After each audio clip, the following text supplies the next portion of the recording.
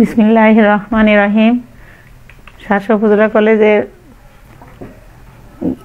একাদশ শ্রেণীর শিক্ষার্থীদের অনলাইন ক্লাসে শুভেচ্ছা জানাচ্ছি। আমি মোসাম্মদ মনোয়ারা খাতুন, প্রভাষক গণিত। শিক্ষার্থীরা, তোমাদের সাথে আমার সরলরেখা অধ্যায়ের ক্লাস চলছিল। আজকে তোমাদের 3E অধ্যায়ের অঙ্ক নিয়ে আমরা আলোচনা করব। এর আগে বেশ কয়েকটা ক্লাস হয়ে গেছে, যে পর্যন্ত হয়ে গেছে তারপর থেকে আমরা সমস্যা সমাধান করব। তো আজকে প্রথমে যে সমস্যাটা নিয়ে আমরা আলোচনা করব সেটা 5x + 4y - 20 = 0 সরলরেখার অক্ষদ্বয়ের মধ্যবর্তী খণ্ডিতাংশকে সমান 3 ভাগে বিভক্ত করে এমন বিন্দুর সাথে মূল বিন্দুর সংযোগ রেখার সমীকরণ নির্ণয় করো। তো একটা সরলরেখার অক্ষদ্বয়ের মধ্যবর্তী খণ্ডিতাংশকে সমান 3 ভাগে বিভক্ত করে এমন বিন্দুর সাথে মূল বিন্দুর সংযোগ রেখার সমীকরণ আমরা নির্ণয় করে দেখাবো। তো দেখো, আমাদের যে ইকুয়েশনটা দেওয়া আছে এখানে সেটা আমরা লিখলাম। লিখে যে খণ্ডিতাংশ আকারে যে ইকুয়েশন আছে ওই আকারে আমরা নিয়ে যাব। তো আমাদের আছে 5x + 4y - 20 = 0। তো ওই আকারে নিতে গেলে আমাদের কি লাগবে? 5x + 4y, অর্থাৎ এই ধ্রুবকটা আমরা ডান পাশে নিয়ে যাব। 5x + 4y = 20। এখন আমরা কি এখানে 1 বানাতে হলে কি 20 দ্বারা আমরা উভয় পক্ষকে ভাগ করে দিব। ভাগ করে দিলে আমরা পাবো x/4 + y/5 = 1। ভাগ করে লঘিষ্ঠ আকারে প্রকাশ করে আমরা এভাবে লিখছি। ওই যে সেই এখন আমাদের খণ্ডিতাংশের সমীকরণ আকারে চলে এসছে x/a + y/b = 1। এখন আমরা দেখো চিত্র চলে যাই। x/4 + y/5 = 1। তো আমরা প্রথমে যে অক্ষদ্বয় চিহ্নিত মূল অক্ষদ্বয় এবং মূলবিন্দু চিহ্নিত করলাম।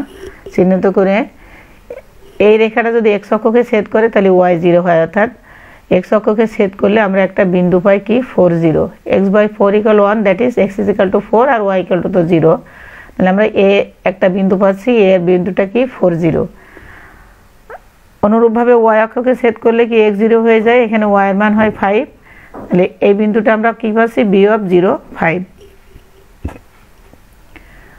তো আমরা এইভাবে ফিগারটা রেখেছি।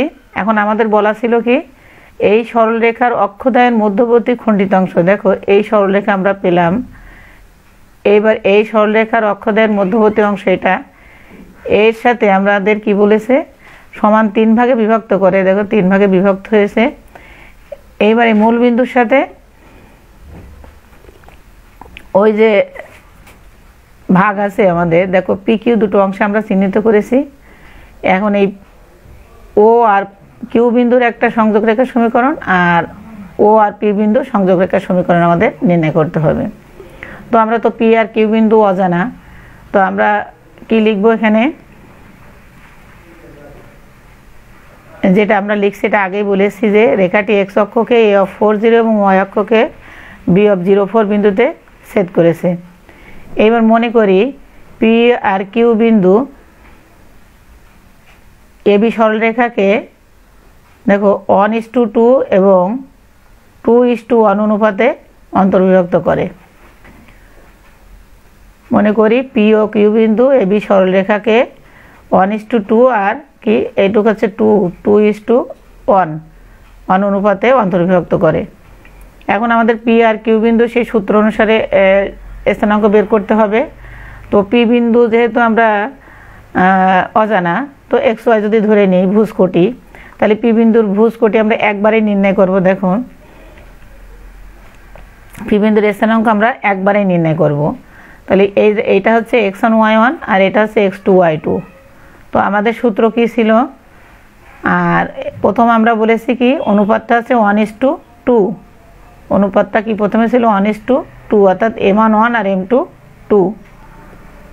তো m1 x2 plus m2 x1 divided by m1 plus m2, এটা ভুজ বেরিয়ে গেল আমাদের। আর কোটি কি m1 y2 plus m2 y1 divided by m1 plus m2। x1 y1 এবং x2 y2 কিন্তু আমি বলে দিয়েছি। এটা কি x1 y1 আর এটা হচ্ছে x2 y2, আর এটা তো পি বিন্দু ভুজকোটি নিয়ে আমাদের পি বিন্দুর স্থানাঙ্ক। তো এটা ক্যালকুলেশন করে আমরা কি পাবো, 8/3, 5/3। অনুরূপভাবে দেখো কিউ বিন্দু এবি সরলরেখাকে কি বলেছি আমরা, 2:1 অনুপাতে অন্তর্বিভক্ত করে। তাহলে এখানে m1 হবে 2 আর m2 হবে 1। তো আমরা সেভাবে কিউ বিন্দুর স্থানাঙ্ক আমরা নির্ণয় যে করেছি এখানে। তাহলে কিউ বিন্দুর স্থানাঙ্ক আমরা কত পেয়েছি, 4/3, 10/3। এখন আমরা ওপি আর ওকিউ সরলরেখার সমীকরণ নির্ণয় করব। ও কি মূল বিন্দু 0, 0 আর পি বিন্দুর স্থানাঙ্ক আমরা কি পেয়েছি, 8/3, 5/3। তাহলে মূল বিন্দুটা x1, y1 আর এটা যদি x2, y2 হয়, তাহলে দুটি বিন্দুগামী সরলরেখার সমীকরণ নির্ণয় সূত্র আমরা কি জানি, x - x1 divided by x1 - x2 equal y - y1 divided by y1 - y2। তো এভাবে আমরা ক্যালকুলেশন করে কি পেলাম, x/8 = y/5, that is 5x আর গুণ করলে 5x = 8y। আমরা ওপি রেখার সমীকরণ পেয়ে গেলাম। এখন আমরা কি নির্ণয় করব, ও কিউ রেখার সমীকরণ।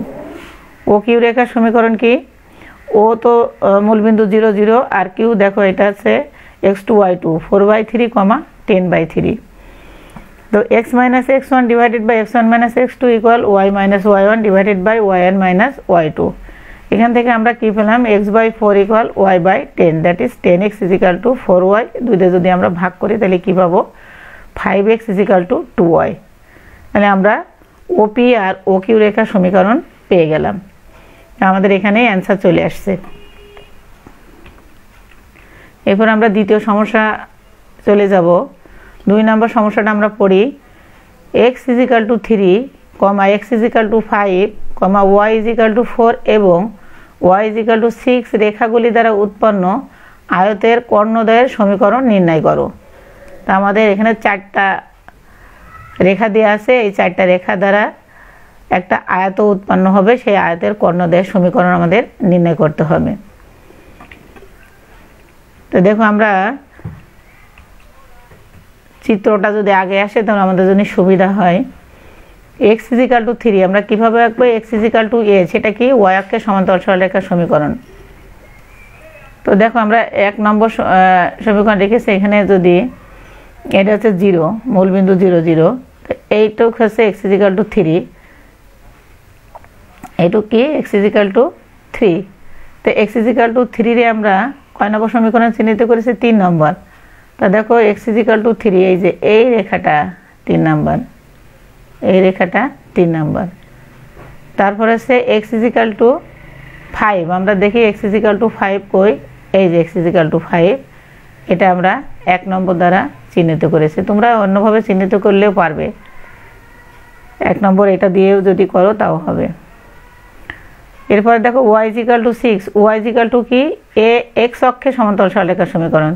তো আমরা এবার y = 4 যেটা, সেটা আমরা আগে নিয়ে আসি।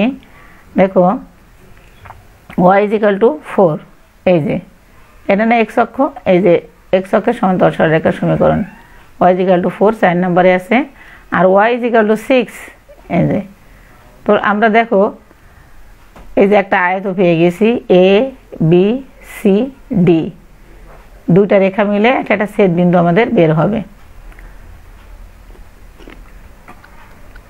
তো প্রথমে দেখো এই যে 1 নম্বর আর এই 2 নম্বর রেখার ছেদ বিন্দু আমরা কি পেয়েছি, b। তো যেহেতু আমার 1 নম্বর এখানে কি আছে, x = 5 আর 2 নম্বর আছে y = 6, তো এই ভুজ 5 আর কোটি 6, তাহলে 1 ও 2 নম্বরের ছেদ বিন্দু b 5 6। এরপরে দেখো 2 আর 3 নম্বর রেখা ছেদ বিন্দু, এটা হচ্ছে 2 নম্বর রেখা এটা, আর 3 নম্বর রেখা আমরা কি বলেছি, 2 নম্বর রেখা এই আর 3 নম্বর রেখা এই, এর ছেদ বিন্দু আমরা কি পেয়েছি, c of 3 6। এরপরে 3 ও 4 নম্বর, এই যে 3 নম্বর রেখা এই আর এই যে 4 নম্বর রেখা ছেদ বিন্দু d of 3 4। এরপরে দেখো 4 নম্বর রেখা আর 1 নম্বর রেখা, এর এই ছেদ বিন্দু কত, 5 4। তো আমরা 4টে বিন্দু পেয়ে গেলাম।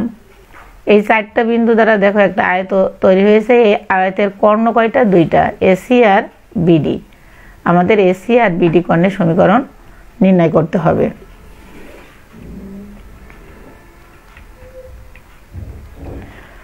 তো আমরা এ আর সি বিন্দুর স্থানাঙ্ক যদি জানি তাহলে আমরা কি এসি কর্ণের সমীকরণ নির্ণয় করতে পারবো।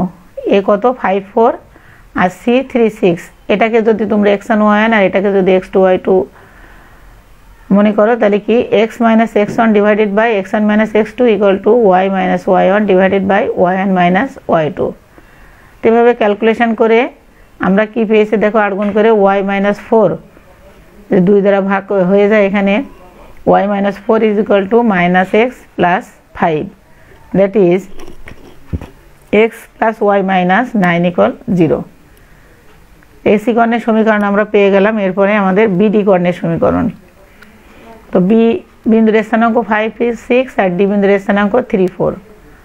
তো দেখো এক্স সেই একইভাবে x minus x1 divided by x1 minus x2 equal to y minus y1 divided by y1 minus y2। তো এভাবে করে আমরা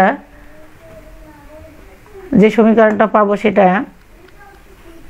কি দেখো, x minus Y plus 1 equal to 0। আমাদের কিন্তু চাইছিল দুইটা কর্ণের সমীকরণ নির্ণয় করো, আমরা দুটো কর্ণের সমীকরণ পেয়ে গেলাম। এখানে আমাদের উত্তরটা চলে আসছে। এরপরে যে সমস্যা নিয়ে আমরা আলোচনা করব 3 নম্বর সমস্যা। সমস্যাটা কি দেখো তোমরা, দেখাও যে y equal to mx।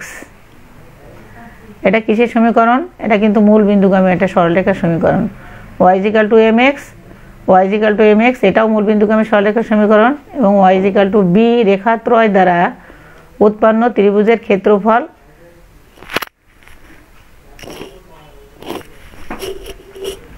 b square by 2 into 1 by m minus 1 by m1। তাহলে তিনটে রেখা আমার দ্বারা উৎপন্ন ত্রিভুজের ক্ষেত্রফল কত? এত আমাদের বের করতে হবে।